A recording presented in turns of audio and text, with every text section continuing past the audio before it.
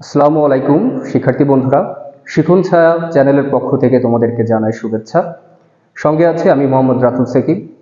আর আজ আমরা আলোচনা করতে যাচ্ছি ইংরেজি গ্রামারের খুবই গুরুত্বপূর্ণ একটা টপিক সম্পর্কে, টেন্স। আমরা জানি ইংরেজিতে টেন্স খুবই গুরুত্বপূর্ণ। ইংরেজি শেখার দুইটা পদ্ধতি আছে, একটা হচ্ছে ইংরেজি গ্রামার শেখা, যেটা আমরা স্কুলে করে থাকি সাধারণত, কেননা আমাদের ইংরেজি গ্রামার পরীক্ষাতে গ্রামারের ওপর দক্ষতা দেখাতে হয়, বেশ কিছু নাম্বার থাকে। আর দ্বিতীয় পদ্ধতি হচ্ছে ইংরেজিটা শেখা। তো ইংরেজি গ্রামার শেখা একদিকে আর ইংরেজি শেখাটা একদিকে। ইংরেজি শেখা বলতে আমি বোঝাচ্ছি যে ল্যাঙ্গুয়েজ। আমি যদি ইংরেজি গ্রামার শিখি তো আমি 100% গ্রামার শিখতে পারবো না, কিন্তু যদি আমি ইংরেজি ল্যাঙ্গুয়েজটা শিখি, যে ইংরেজিতে কিভাবে কথা বলতে হয়, how to speak and how to understand English, তো সেক্ষেত্রে আমার জন্য ইংরেজি গ্রামারটা খুবই সহজ হবে। আমি সহজে গ্রামার বুঝতে পারবো এবং 100% গ্রামার বুঝতে পারবো। তো ইংরেজি শেখার জন্য আমাদের টেন্স জানাটা আবশ্যক, কেননা আমরা যদি টেন্স জানি তাহলে গ্রামার আমাদের জন্য পানির মতো সহজ হবে। আর যদি আমরা টেন্স না জানি, গ্রামার আমরা কখনোই শিখতে পারবো না। তো আজকে আমি আলোচনা করব টেন্স, কিভাবে টেন্স সহজে বোঝা যায়, স্ট্রাকচার ফলো না করে, কোনো ধরনের গঠন প্রণালী ফলো না করে আমরা কিভাবে মুখে মুখে ইংরেজি টেন্স সম্পর্কে ধারণা নিতে পারি এবং বুঝতে পারি যে এটা কোন টেন্স। কেননা ল্যাঙ্গুয়েজ শিখতে গেলে আসলে আমরা যখন বাংলা ল্যাঙ্গুয়েজ শিখি তখন কিন্তু আমরা বাংলা গ্রামার শিখি না, অটোমেটিক্যালি আমরা শিখি যে কিভাবে কথা বলতে হয়। তো ইংরেজিও একটা ল্যাঙ্গুয়েজ, আমরা যদি এটাকে ল্যাঙ্গুয়েজ হিসাবে নিই তাহলে আমরা এটা শিখতে পারবো। আর যদি মনে করি না English it is not language, it is grammar, so then it is very difficult. So now আমি টেন্স নিয়ে আলোচনা করতে যাচ্ছি। আমরা জানি ইংরেজিতে টেন্স হচ্ছে তিন প্রকারের হয়ে থাকে। প্রথমত present tense, past tense and future tense. Present tense and future tense,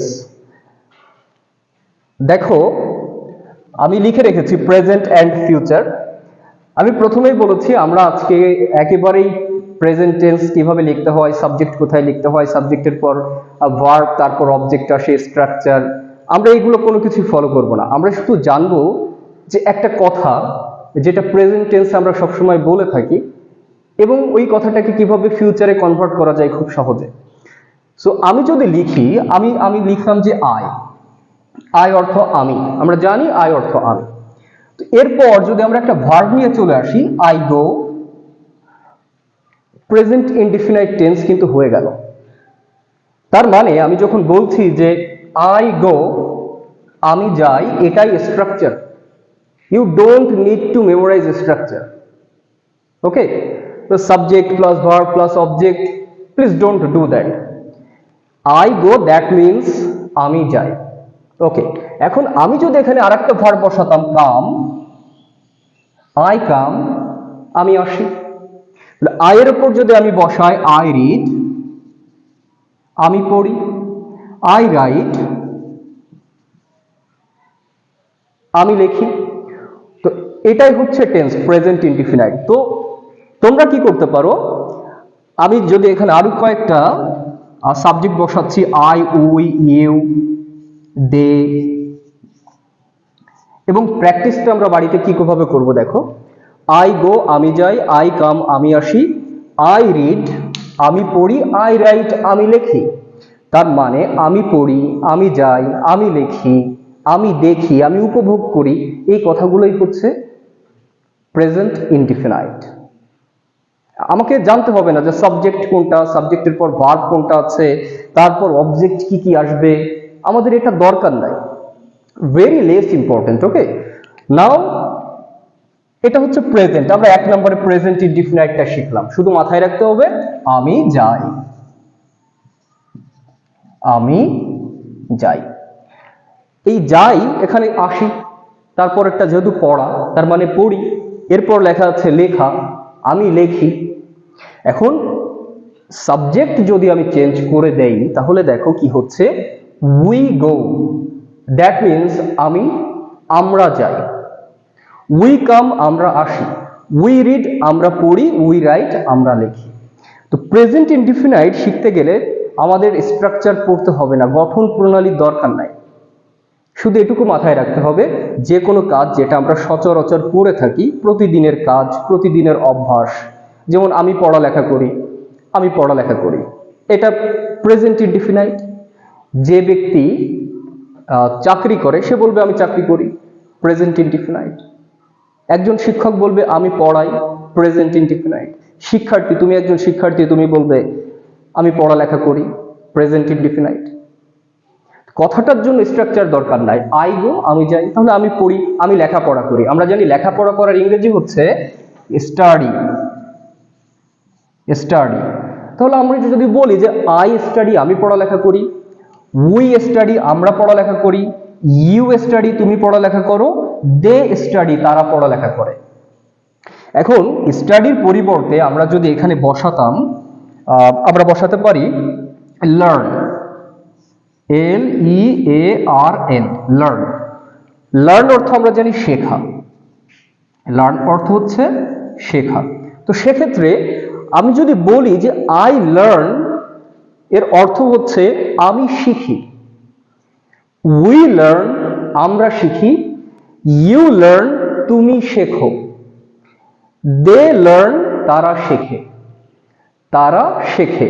ওকে, তো এইটা ছিল প্রেজেন্ট ইনডিফিনাইট। বাড়িতে আমরা যে প্র্যাকটিসটা করব তা হচ্ছে I go, I come, I read, I write, I study, I learn. বারবার প্র্যাকটিস করতে হবে।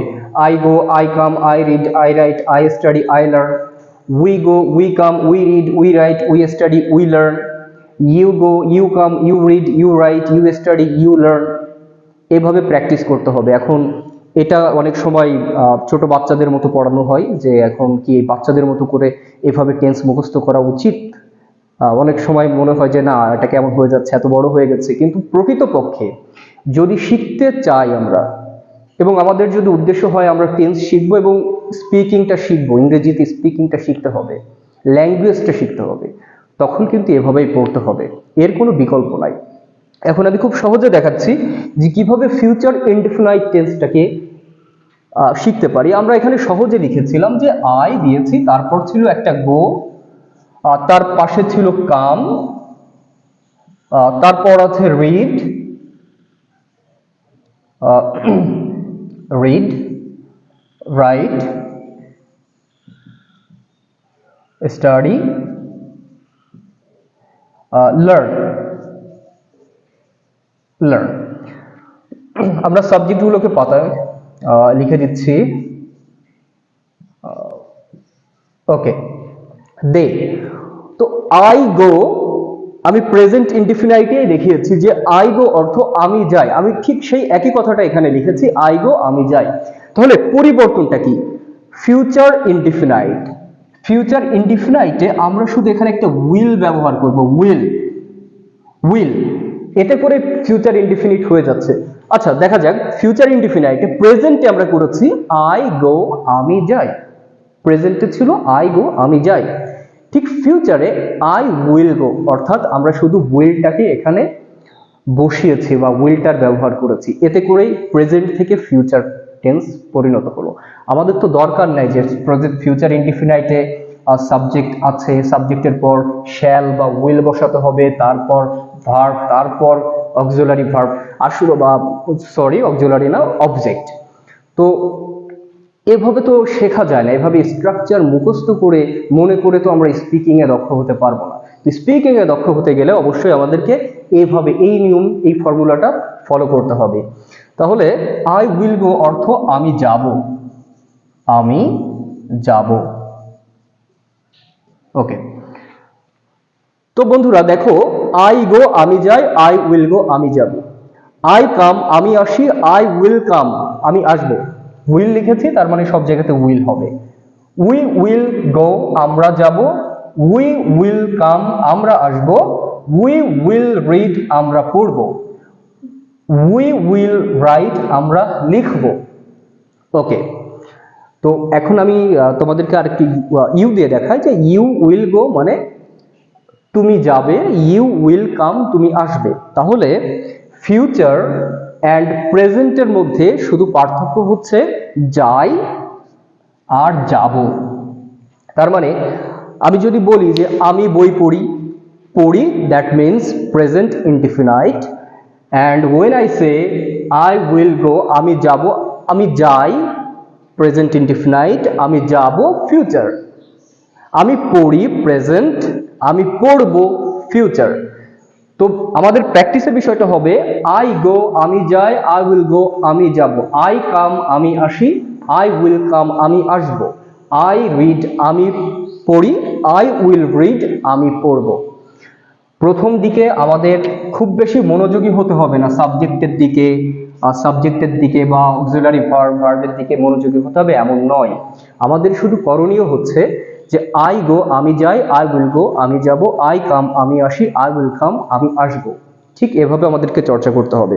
তো ইংরেজি টেন্স শিখতে গেলে আমি প্রথমেই বলেছি আমাদেরকে স্ট্রাকচার মুখস্থ করলে চলবে না। স্ট্রাকচার মুখস্থ করে হয়তো আমি কিছু গ্রামার শিখতে পারি, but when I want to learn English, so that time obviously you have to avoid these rules, these structures. Okay, structure, don't read structure, don't memorize it. You can take it as advice. Okay, now next আজকে আমি এই পর্যন্তই শেখাচ্ছি, কারণ পরবর্তী ভিডিওতে আমি part by part tense শেখাবো।